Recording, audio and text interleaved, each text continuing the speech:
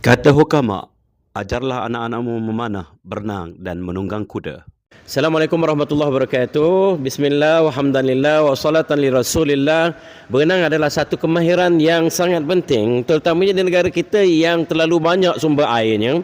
Dan maka setiap orang sebenarnya sewajibnya pandai berenang. Kerana berenang kita tak boleh nak upah orang. Baca kalau kita tak pandai, menulis kalau kita tak pandai, kita boleh upah orang. Tapi kalau berenang tengah-tengah lemas nak upah siapa? Jadi kena pandai berenang ini, ya. Dan kita berada di kolam renang yang sangat selesa. Ni kedalamannya 1.8 meter. Hapus ni. Di tengah tu 1.5 dan di hujung sana 1.3. Dan untuk berenang ni kita gunakan alat dululah. Sini apa ini, pelampung seperti ini. Untuk yang pertama sekali untuk kita mendapatkan keyakinan dalam air. Jangan dipaksa-paksa anak, ya. Jangan dicampak-campak, jangan diletak, jangan dipaksa. Biar dia duduk dulu birai ni, dia ulurkan kaki, dia celup. Lama-lama dia semakin yakin, barulah nanti dia akan trauma untuk turun ke air. Jadi itu dia. Kemahiran yang pertama ialah mengapung diri. Apung diri. So, jangan membatu, jangan keras. Nanti kita akan jadi cramp, panik dan sebagainya, terus tenggelam.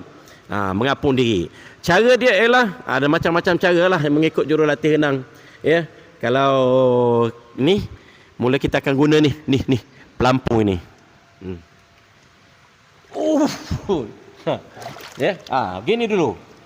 Kaki main. Cuba tengok, mari cuba tengok. Ni kaki. Saya suka gini. Dekat-dekat sikit tengok kaki. Kata ke bawah ini untuk timbul, ya. Kalau untuk renang kita akan guna, mari dekat-dekat sikit. Cuba tengok, nampak kaki? Nampak tak kaki tu? Gini, ya. Kalau berenang gini. Gitu. Tolak. Tolak.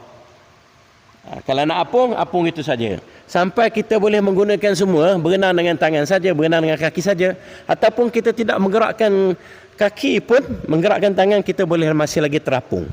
Contoh kalau kita dah letih, kita apungkan saja, gerakkan sedikit saja tangan, ikut saja arus, jangan panik. Pertama sekali, itu yang paling penting sekali dalam air. Tenang dan jangan panik. Okey.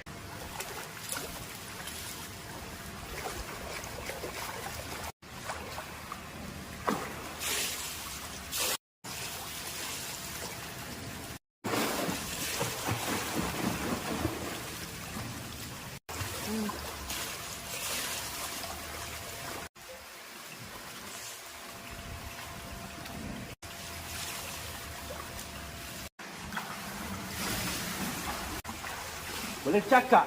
Dulu muda-muda berenang boleh hisap. Macam boleh hisap okey, memang tak kena air. Ini kedalamannya 1.8 meter.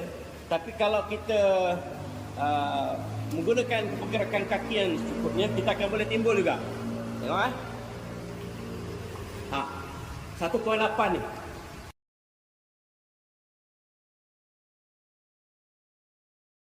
Praktis menyelam sambil menyuluh. Orang faham panggil menyuluh. Gunakan pergerakan katak.